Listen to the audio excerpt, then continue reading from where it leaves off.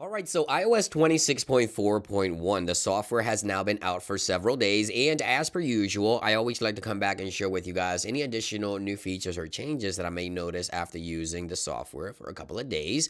And of course, I also like to talk about battery life and performance. Now, there was several performance issues being reported within iOS 26.4, and I have some great news to share with you guys in today's videos in regards to that. So let's go ahead and dive right in. So first, I want to talk about two under the hood improvements that Apple added with iOS 26.4.1. Number one, stolen device protection will now be automatically enabled if you're updating from iOS 26.4 to 26.4.1 by jumping into settings, go under privacy and security right here. If you scroll all the way to the bottom, right there it is, stolen device protection. This will now automatically be enabled on your device again once you update from iOS 26.4 to 26.4.1. Now, this feature was set to automatically enabled with iOS 26.4, but there was a bug preventing that from happening. So 26.4.1 now automatically enables the stolen device protection to protect your device in case someone ever steals it. Number two, there was an issue with iCloud data sync. So if you were having issues with iCloud data sync, including passwords, this latest update also addresses a bug that could prevent or stop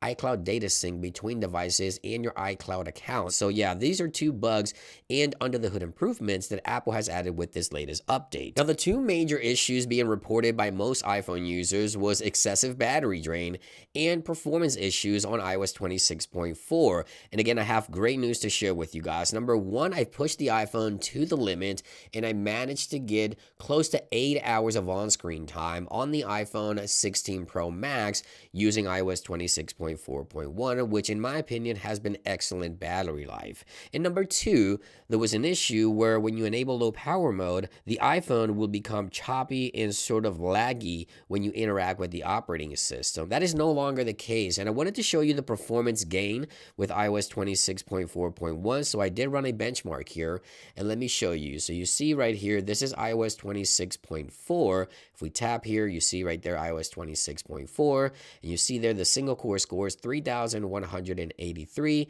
The multi-core score is 8,402. Again, iOS 26.4. So now let's fast forward to iOS 26.4.1, which is the latest benchmark here.